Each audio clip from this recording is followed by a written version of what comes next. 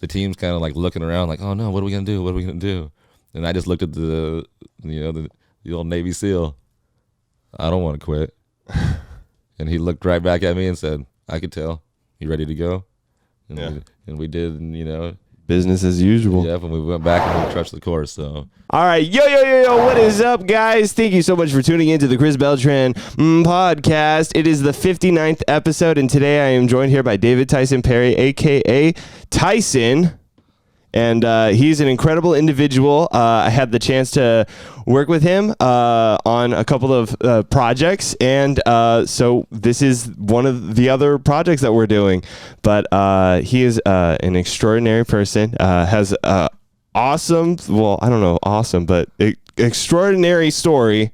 And actually has a lot more talent than me, They say he has a disability to win all of this, I'll go through all these tough mutters, all of these strenuous tasks that I honestly do not possess the physical ability to do so. So you're probably way more fit than I am. You're probably way more active than me. I'm a couch potato. I like to eat Cheetos. So I don't know if you're a Cheeto eater. Not much. No, we call it the grind and shine. The grind shine. Okay. And so for people that don't know who you are, why don't you talk about yourself? So tell us, where you grew up, what happened, what's your story, and what are you sharing with people? I'm a Woodland, California guy, 38 years old now. Yeah. Jeez. Woodland fan, the Woo representing, Yeah. I've done 22 Tough Mudders. I've coached some high school basketball. I'm a big brother. I'm a son. I'm an uncle. Nice. All the normal stuff that happens when you turn 38. Yeah. Okay. Yeah. Mm-hmm. I'm soon getting there, dude. I'm getting married later this year and inheriting some nieces and nephews. So I will finally be an uncle. It's the funnest because then they go home at night. Yeah. That is true. I'm like, that's why they love me so much, is because I'm all, it's Uncle Chris, and then 2 hours in I'm like, okay, bye, I'm done. That's the routine. And then I'm through. But I show up with some donuts, you know what I mean? Oh yeah, Uncle Tyson's here. I got games on my phone, kids. Yeah, come here and play these games. You can't find them. They'll be with me probably. Yeah, because they're playing with my phone. Yeah, of course. Yeah. But no. But tell me your story. Well, my story of where I started in my wheelchair type of thing. Yeah, let's talk about that because it's not very common for somebody in a wheelchair to do Tough Mudders as it is. I don't know anybody walking around doing Tough Mudders. So the first time I met you, it was crazy that you were showing me like a lot of the stuff that you've been in and everything, and it's that's incredible. Yeah, so I guess when I was 19, I fell off a roof when I was at work, and then I kind of, I had to find a new avenue to get my aggressiveness out, you know what I mean, and my competitive spirit, and I being in my wheelchair, I didn't really find any necessarily wheelchair sports that I was like, oh man, this is awesome, I want to keep doing that, Yeah.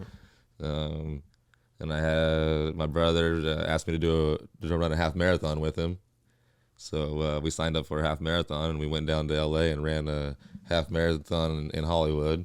Wow. And then when we got done with that, my brother's a stocky guy, he's probably like 5'8", 200 pounds, Okay. He's beef. Yeah. So he's some beef. So he said, hey, that was fun, like running that marathon, like all together, or the half marathon all together like this, but my body's too big to be like running on the concrete like that, No. like concrete pounding, Yeah. So I was like, all right, I'll see what else I can look into, And then maybe like 4 months later, somebody posted a picture of some guy pushing a guy in a wheelchair in the mud, And I was like, oh man, I wonder what this is. So I like clicked on the link, and ran down the rabbit hole, of what Google does, Of course. And next thing you know, I find this thing called Tough Mudder races, and I was like, oh, all right. I mean, it looks like somebody else in a wheelchair has already done one. I just clicked on the thing and signed up for it, not even knowing what they were yet, Yeah. And after I signed up for it and I started doing my little bit of research, I was like, oh man, it's gonna take more than me and my brother to run this race, and I'm gonna have to find a team. So I have my track bicycle that I have, and I jumped on my track bicycle and I rode to my friends' houses on this bicycle, and when I got there and told them why I was riding my bike to their house, and what I wanted to do with them. Like, how could they tell me no as I already rode 2 miles across town to their house and stuff, So next thing you know, I got 5 great people that wanted to carry me through the mud and up and down hills. So we went to Tahoe the first time, and we, like I said, I did it with my little brother, So like it was pretty cool because I felt like I watched him grow up on the course type of thing, Really? I've lived with him his whole life type of thing, loved him forever, and here we are on this course, and I'm like yelling at him, like, hey, when we get to these obstacles, like I trust you the most, get over here, like quit letting my friends that are just because they're older than you, like, push you out of the way and stuff. You're my brother, like get over here, and he's like, I know what I'm doing. My brother's real calm and stuff too, like the opposite of my wildness, So he was he's like, I know what I'm doing, man. Like I'm saving. Like I know what I'm doing. Well, we finally get to this obstacle that's I don't know why they call it an obstacle. It's just literally walking up the hill straight up and down for a mile, and there's like wood chips on the ground to make it softer, like to make it like harder to walk up to, Yeah. And my brother walks up in front of all those guys and he's like, all right, get out of the way, and picks me up and puts me on his back and like carries me up this hill, like in front of all my boys, that we're acting big all that time. And then when my brother saw this hill, puts me on his back and walks past people that aren't carrying somebody, like, oh man, it was amazing. Like people were like stopping, like watching him, and they're like, what the, like, and they're like, that's amazing. I'm having a hard time walking up this hill by myself, and he's carrying that guy, like, yeah. So and so it was something that was easy to fall in love with because of all the camaraderie and stuff that's out there. Yeah, I think that's why people love the Tough Mudders, is just because it's like there's a little bit of teamwork and like even just like hyping people up, like you like, come on, let's go. Also, like diving face first into some mud and having to do like some army crawl through a patch, and it's yeah, the ice bath, man. The ice bath is definitely a thing. You do ice baths? Oh man, when they have an obstacle on the course where you gotta like climb over like a fence and then jump into the water, and it's all ice, and then you climb like underneath this thing and jump out on the other side, and it'll. I don't know if I ever got warm again after jumping into that ice. Like took me I felt like it took me a year to get warm again. Oh God, dang, that is rough. Yeah, the ice. I'm telling you, I've been in some cold situations on those Tough Mudders, man. Is like the first one the hardest, and then they get like easier, or is there like a season where they're just like super tough? Do you do them all year? Well, I did the Tahoe course is definitely the toughest course that I was on, and that was the first one I did, and there was all the courses that I've been on personally, I can't compare anything like them. There's nothing like the Tahoe course. It's up in the air, so you lose your breath. It's in the mountains, and it's not like there's very many trails, like, so making my wheelchair go all the way through Tahoe. That one was the toughest. But in all actuality, I did the world's toughest mudder also in Las Vegas, and that's a 24-hour race. But that's a different kind of tough, Yeah. How do you go for 24? Like, do you like pitch a tent halfway through or something? I mean, we did have a pit crew and a tent area. Okay. But I had a goal of doing 25 miles.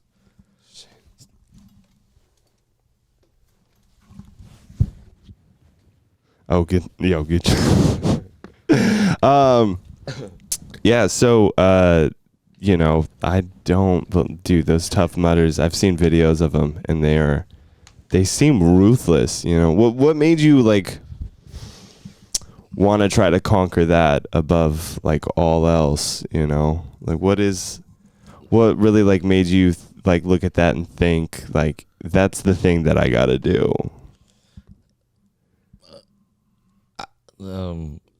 I felt like because there wasn't nobody else out there doing it. I guess. Yeah. Like that, like I said, I only seen one other wheelchair out there doing it when I started. Okay. And now I've seen multiple. So that's pretty cool that Yeah. that my story kind of went out there. You know what I mean? So other people in wheelchairs got on the course and tried it too. Okay. The Tough Mudder I did in San Diego. I went down there by myself. I didn't went without a team or anything, and I showed up and rolled up to the front of the thing and told Coach Mudd, "Hey, I normally don't do this. I don't like putting myself out in the spotlight like this, but I need someone to help me today. I'm going to be by myself on this course. I'm going to need help out there, Yeah. So I started the course by myself, and by the time I was done, I had 8 young Army recruits all pulling me through the course, Nice. Like stuff like that. Like, those are memories that are better than any, those are the best presents that I'll ever have, those memories, you know what I mean? Yeah. So the Tough Mudder was good to me like that. Like there was another time when we were running up the course in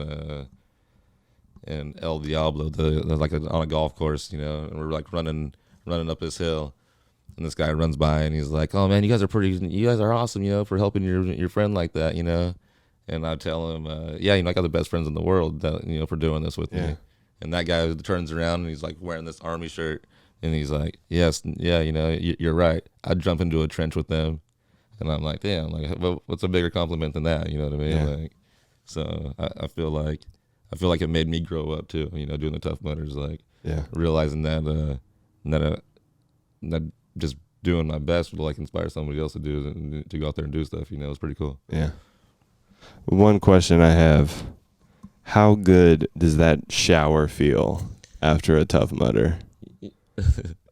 It's so, most of the time I'm so tired after the Tough Mudder, I can't even get into the shower.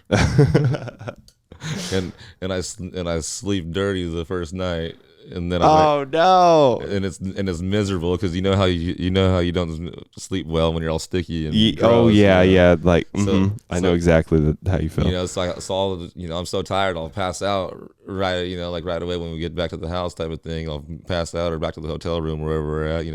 I'll pass out and I'll fall asleep, and like 4 hours later I'll wake up and be like, "Oh man," and then I'll get in the shower. Yeah, I don't like my legs touching at night. Sometimes I just pass out, and then like I go into bed and after work, and I just like feel my legs, and I'm like, I can't do this. I gotta get up and take a shower. So I'll get up and take a shower. My fiance hates it. She hates it when I get in bed and then get back out just to take a shower.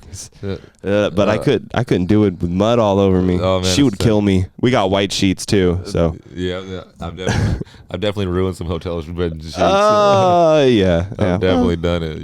You can't do something like that without having some casualties. Yeah. Like we did the Tough Mudder in Boston, and it rained. I was in Boston for like 72 hours. And it seriously rained in Boston for like 52 of the 72 hours I was there. Damn. So it was like miserable. We didn't even leave the hotel room except for to do the Tough Mudder in the rain. So like we got back to the hotel room with all these muddy clothes, but it's been raining outside, so we can't even put them anywhere for them like to dry or nothing. It was like, so they got rained on for 2 days. Then we had to put these wet clothes into suitcases and bring these wet clothes out. I think that was an extra charge on my flight. Yeah. Oh, geez. Ew. For the heaviness of of a wetsuit in my bag. You know what I mean? Those damn airlines. They know how to charge you too much. Oh man, they figure something out every time. Yeah. But so what was like your favorite Tough Mudder? What was like two ways, like either course and like just who you were with and the memories you made on that. I mean, that San Diego one was pretty darn special. You know, like I said, I got eight Army guys running through the course with me. You know, that's a pretty awesome memory to go down there by myself like that and then make it through with those guys. You know, the very first one, definitely, I definitely have good enough memories in that one that created me to do 18, 19, 21 more, you know what I mean? Yeah. So, but I would have to say probably the best one ever was I went to Las Vegas. I called the Tough Mudder guys up, told them I got a bad wheelchair, but my goal is to do I wanted the world's toughest mudder to be my 10th Tough Mudder. Okay. Well, we went to LA and it got rained out, so it cut my cut my schedule off. You know what I mean? So I didn't really know what to do. I called Tough Mudder headquarters, told them, hey, this was my thing. You know what I mean? Like, because they were like gonna follow me around on the 24-hour course with a camera, like. Oh, nice. So they did a little like documentary on me doing the 24-hour race. Oh. So, I'm telling them like, yeah, I got the story, of I'm supposed to be doing that one for my 10th one. You know what I mean? Like, yeah. I need to get to a Tough Mudder before then to make my story right, or I messed this up. You know what I mean? So Tough Mudder calls me back and tells me, hey, we got a race coming up in Las Vegas.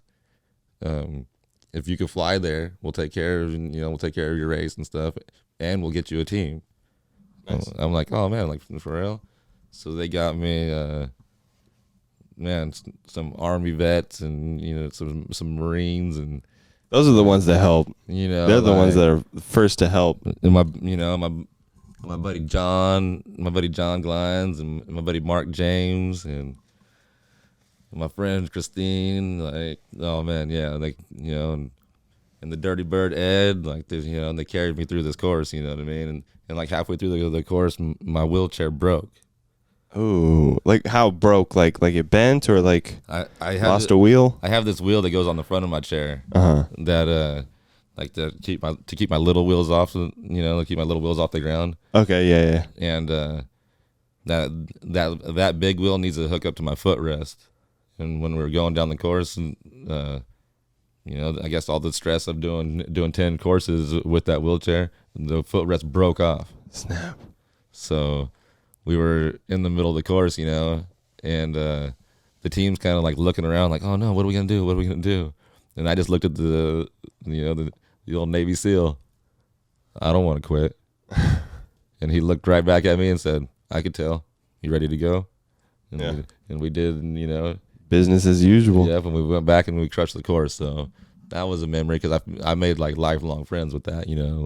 I still talk to those guys to this day. You know what I mean? Like, so is this the wheelchair you use, or do you have like a specific one that you use for more like athletic activities? I've got a chair actually that Tough Mudder sponsored and bought me. Oh, nice. Totally cool. Tough Mudder and the company Merrill used to sponsor a lot of Tough Mudders, and when that wheelchair broke, I was obviously doing the Tough Mudder, and they knew that about my documentary coming up and of me going to doing the world's toughest. So when they heard about my wheelchair breaking, man, this guy Kyle is amazing. Because I wouldn't have the persistence that he did to keep calling this company for this wheelchair, and he seriously called the company over like 100 times until the guy called him back and was like, "Hey man, are you crazy or something? Like, what is going on?" Yeah. And good old Coach Kyle, he was like, "Actually, I might be a little crazy, but I got this guy that needs a wheelchair, and we need it in 10 days. So I can't like not get a hold of you today. I need you today. Yeah. And that guy down there at Lasher Sports, down in Las Vegas, made my wheelchair. And they normally take like a couple months to make them. Since they got the sponsor, like they all worked together, sponsored it, made it happen. I got a big, I'm a Steelers fan. Represent. Thank you. I'm a Steelers fan, so I got my wheelchair black and yellow. Yeah. And they nice. And they made it, and they had it to me, and in 10 days, you know, and I showed up to the Tough Mudder in Las Vegas in my broken wheelchair. And then out from behind this curtain comes this big badass yellow wheelchair, you know, that the coach Kyle's bringing to me with the guy that, from the Lasher sports team, you know, bringing this chair, you know, like yeah, it was so. That's sick. It was sick. It was a special moment, you know. What I mean? Like, brings a tear to my eye. Yeah, that's dope. That's awesome. Yeah.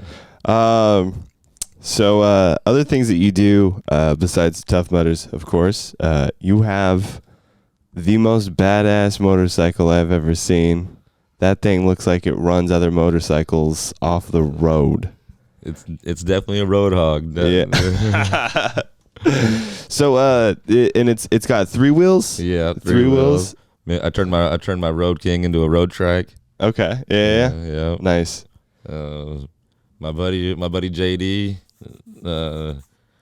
rides, and it's funny because all my buddies rode like street bikes, you know, and I never even thought that it was cool or whatever.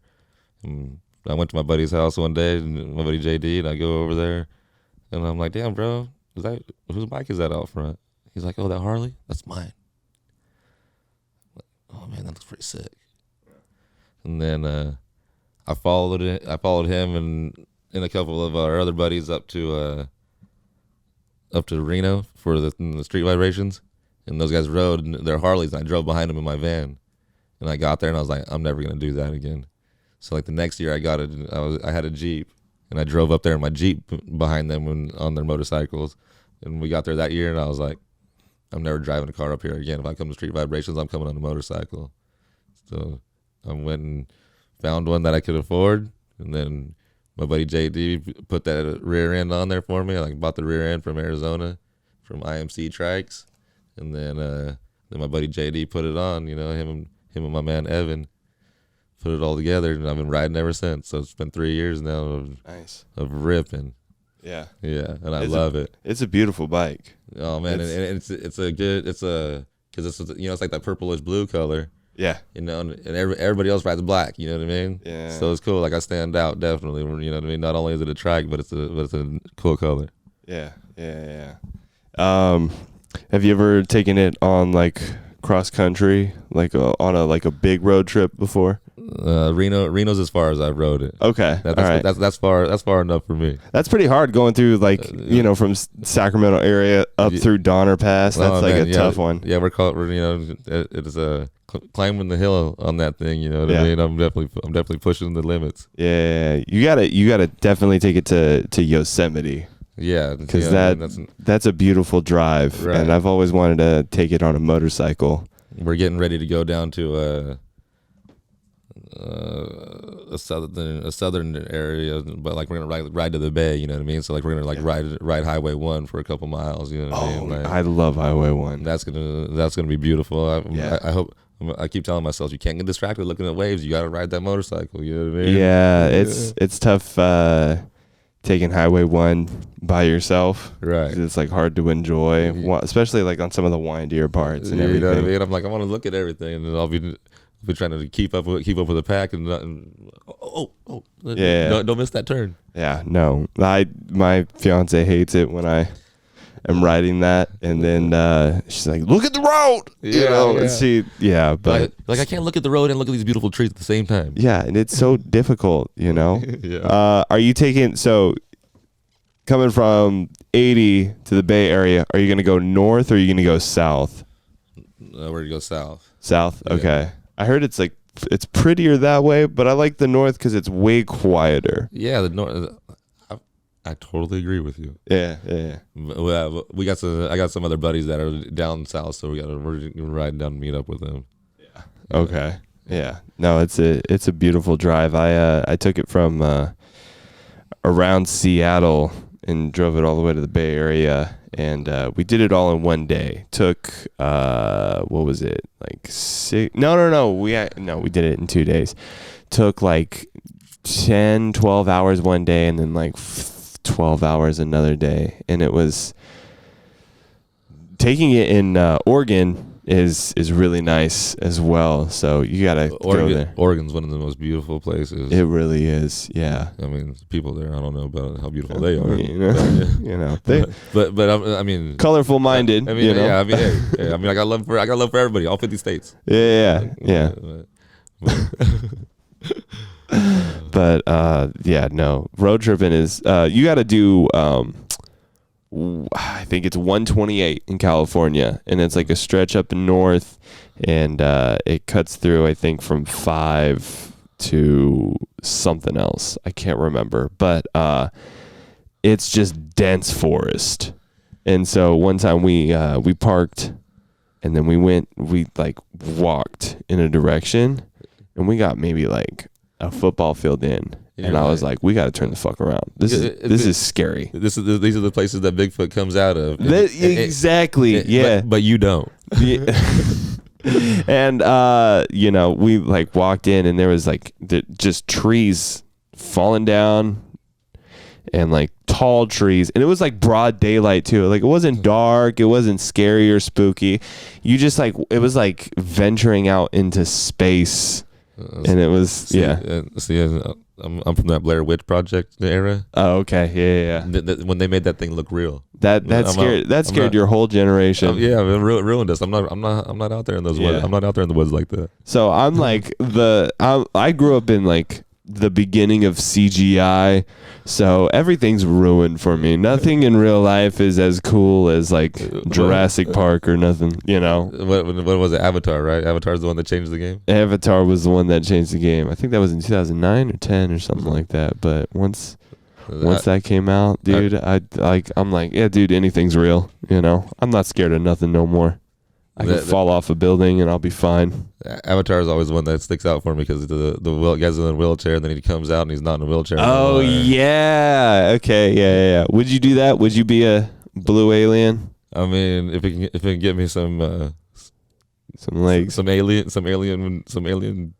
You know what? Hey, you know what? I'm not like I said, I got love for all. So if I could run around with some alien for a little bit, I'll give it a run. That'd be fine. Yeah. I mean, I don't discriminate. Aliens, people, whatever. I would hate it. What? They do stuff with their hair though. Isn't that they put their hair together? Oh, maybe. And then just like, I don't got that same hair, so we'd have to figure out different satisfactions. Yeah. See? Do you plan on growing out your hair?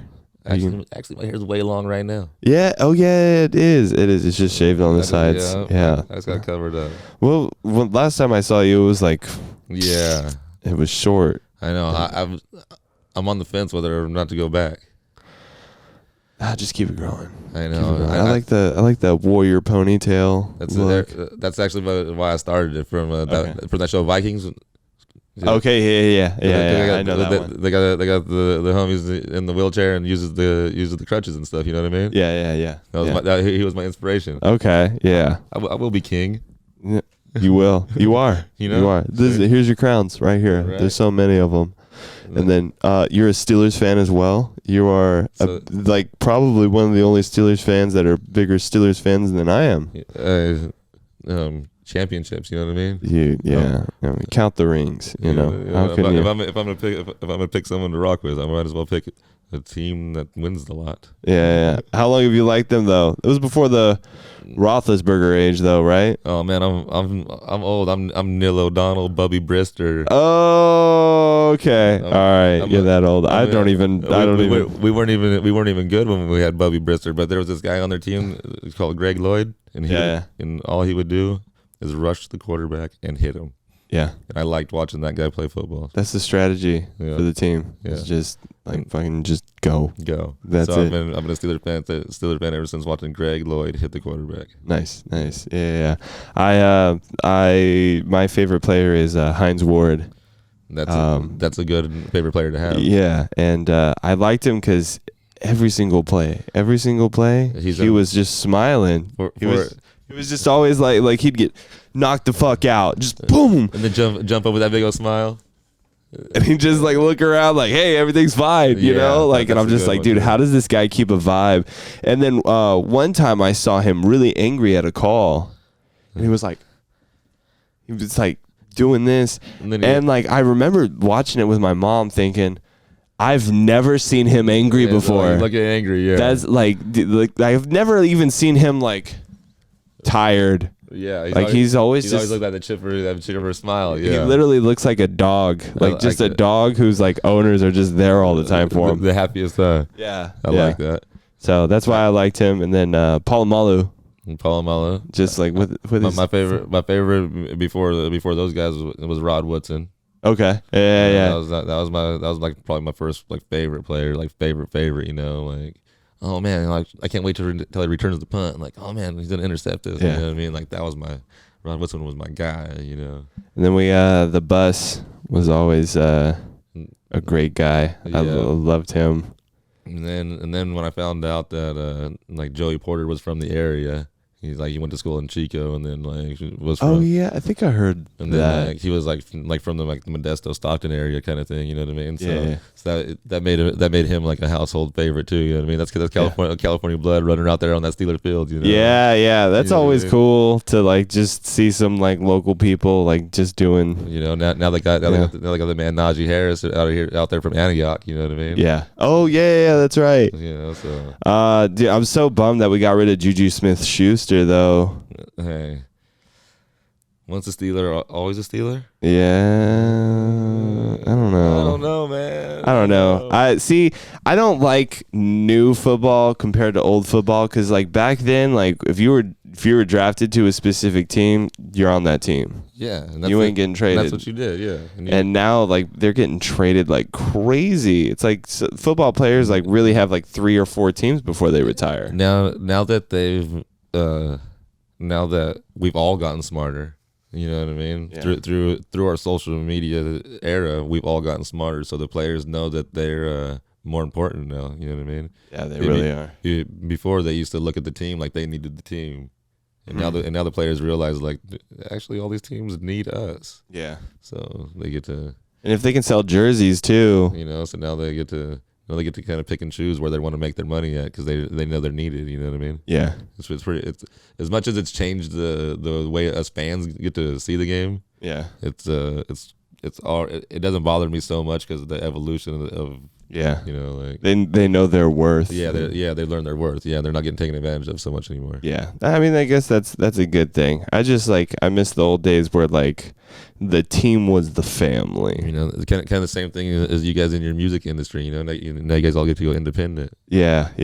Well, you know, it's a little bit different because musicians get fucked quite a bit more. Probably. Yes, they do. That's what I'm saying. That's why you guys are learn how to do the independent thing. Yeah. It's a lot better to be independent in the music industry nowadays than being signed. So now the guys have learned how to. I can put myself out on the platform. You know what I mean? I don't need you to give me a rollout type of thing. I can put my own rollout out. You know what I mean? Like it's a lot of work though. You know, sometimes it's nicer having other people just work for you. You know, and sometimes it's nice to just like, I'll just take care of the music part. You take care of all the boring business legal aspects of it. Because you know, when you're sitting there on freaking like DistroKid uploading your song and you're just like typing and everything, you're like, I don't want to do this.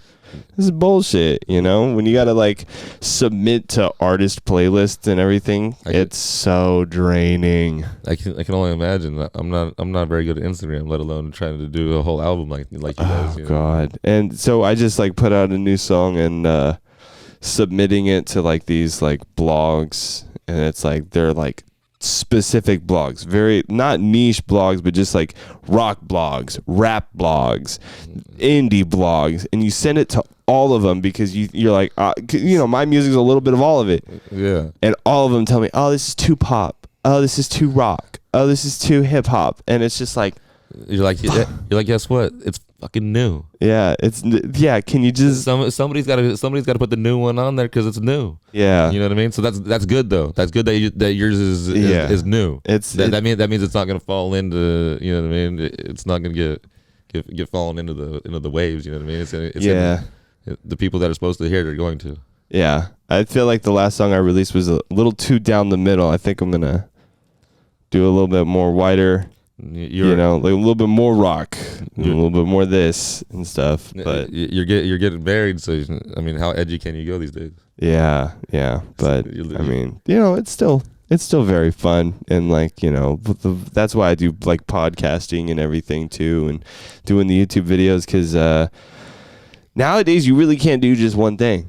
No, definitely not a content creator. No. Yeah, like you can't, if you're just doing music, you're probably gonna get screwed sometime. And then like, once you lose that,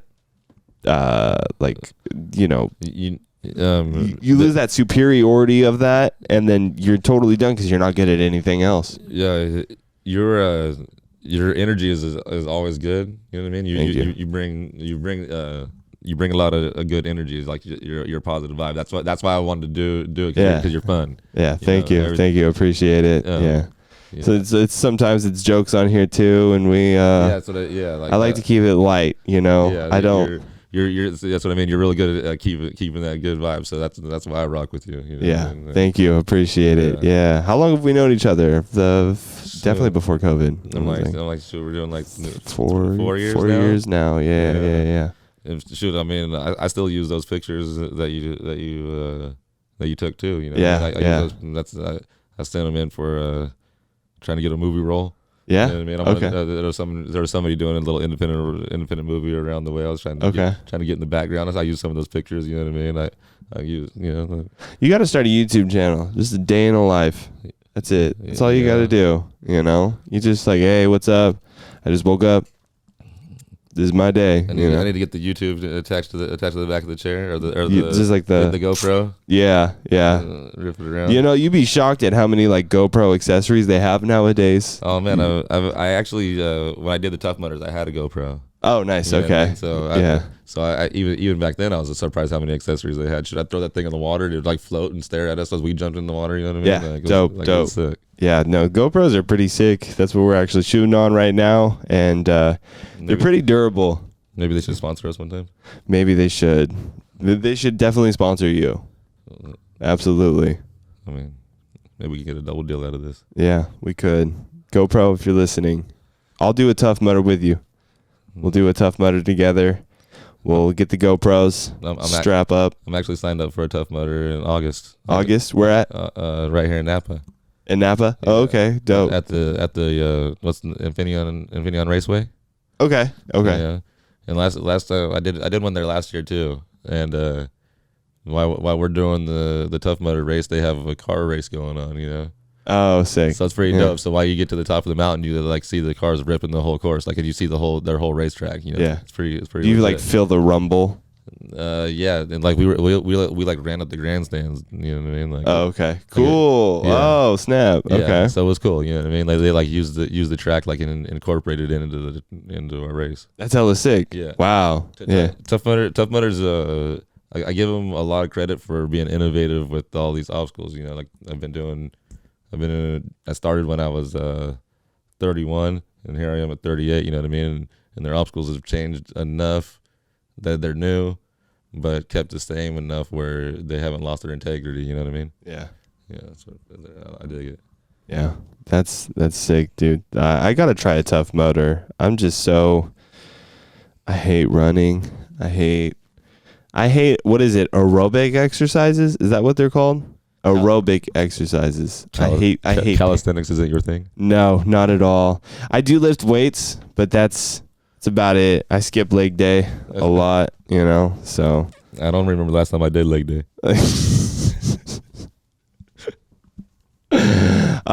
Yeah. Me neither, really, to be honest with you. I'm gonna be real frank. I don't remember either. So kind of I'm a cheater, I'm a cheater. I half rep it sometimes. You have stairs at your house though.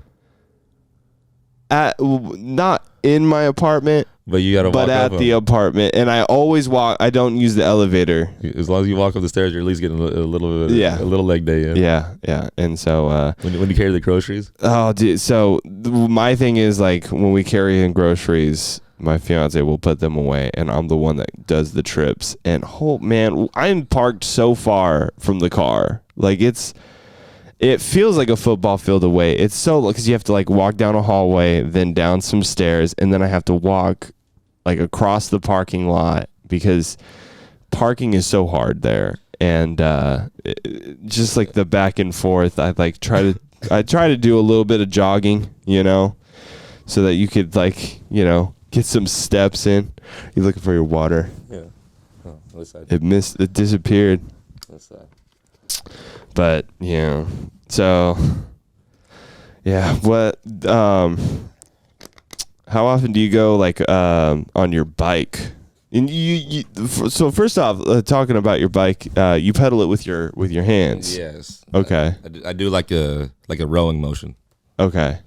Both at the same time. I think I've seen those at the gym before. They have those at Planet Fitness. Yeah. Yeah. I do that. I try to do that 3 times a week, and I go to the fitness systems 3 times a week. Okay. So I get my weights in. And when I go to the fitness system or something, I'll do 200 sit-ups, and then I'll do my bench press and my curls and stuff, and then I use my cardio days. Those are my leg days, I guess. Okay. Yeah. Yeah. I'm trying to work out more myself. The cool part about my bike is it's a Berkel bike, and when I pedal it with my hands, it works my legs out. So my hips and stuff don't ever get stiff. You know what I mean? Okay, good. I'm still using these things even though I'm not using them. I'm using them. Yeah. It keeps the blood flowing. Yeah. What's your favorite physical activity? Like biking, or do you play basketball at all, or do you at least? I like. Shoot, I don't know. I like all of it, really. Yeah. I like going out there and throwing the football around. I like going out there and playing catch with a softball. I like when sometimes I got my little nephews will go out there and practice at the community center. Mm-hmm. And I'll go out there and do laps around the soccer field, and then jump on the AstroTurf and do sit-ups and push-ups. You know what I mean? Yeah. And that's outside. You know what I mean? And I love being outside in the sun, no matter what. Yeah. I hate being outside in the sun. Oh my God, don't get me out there. I burn easy. You look tanner than me though, so you look like you can handle it. I got lucky with my Portuguese skin. Oh, okay. Yeah. No, it'll be an hour into the sun, and then I realize, oh shit, I'm in the sun. Oh no. And then a couple hours later, I'll walk out and I'm red. I'm lobstered up. It's funny. I got a couple of other friends like that too. I'm like, oh man, you gonna put a hat on before you go out there? Oh no, I'll be all right. And they're always the one to come back with lobsters. Yeah, I always get at least one sunburn a year, and that's the first swim of the year. Get that good layer. Yeah, and then I wise up. I learned my lesson. Put some sunscreen on. It's funny too, 'cause I wear long sleeves a lot, all summer. You know what I mean? Yeah. I pull my arms out rarely. Yeah. Yeah. Just because the skin is, the sun is tough on your skin. You know what I mean? It really is. Hey, that dastardly sun kills a lot of people. Right. So jeez. In the morning time when I ride my bike during the summer, I'll wear my tank top for my bike ride. Yeah. But after that, I'm wearing a long sleeve shirt the rest of the day. Yeah. Yeah. So before we head out though, I just want to say thank you for letting me into your home. It's actually pretty cool. You got a nice setup. I love the Steelers swag everywhere. Yeah. You got a beautiful home. Even the living room, it's a vibe. Man. with the tapestries and everything. So Bob Marley out there. Oh yeah, I got my Bob Marley tapestry as well on my set. We got Bob Marley on one wall. We got Bo Jackson on another wall. Nice. Yeah. We got LeBron James on one wall, and then we got Marilyn Monroe. And you gotta have it. I saw you had a Johnny Depp picture as well. Yeah. Yeah. A very big fan. Yeah. Oh yeah. Yeah. I miss him. The real him? I'm just saying. He's in some trouble right now, and I'm rooting for him. I want him out. Hey, alcohol will be wild. It really. There's a lot of things that are wild in that story. So won't go into specifics about it, but that guy. You know, but he's a rock star. Hey, when you're living the life, you're living the life. He's like, oh, dude, how could you not have issues when every woman wants to be with you? Like you're gonna have that. Yeah. It sounds like a blessing, but it's truly a curse. It definitely is. It really is. So yeah, I wouldn't know. I've never had that problem, but yeah, well, yeah, I would assume you do. You know. By the way, just a reminder, because I'm dead serious. We're going to Hot Wheels Con in August. I'm in, and we'll do my car like Lightning McQueen. No. What's the tow truck? Oh, Mater. Okay, all right. You're gonna cosplay as Mater. Yeah, that'd be sick. I'm in. Put a little crane in the back too. Yeah. And then I'll do Lightning McQueen then. I like this. Okay. Yeah, we're gonna do that for sure. Yeah. And then we'll shoot a video and we'll post it on YouTube. I'm in. Yeah, let's do it. Well, thank you so much, Tyson, dude. I appreciate you taking the time to join us on the podcast and on the YouTube channel. Yeah, this is fun. Thank you. I will have links down below for your Instagram. So please give Tyson a follow, give him some likes, and give him some love. Cheer him on the next Tough Mudder, and we will both catch you guys another time. Thank you so much.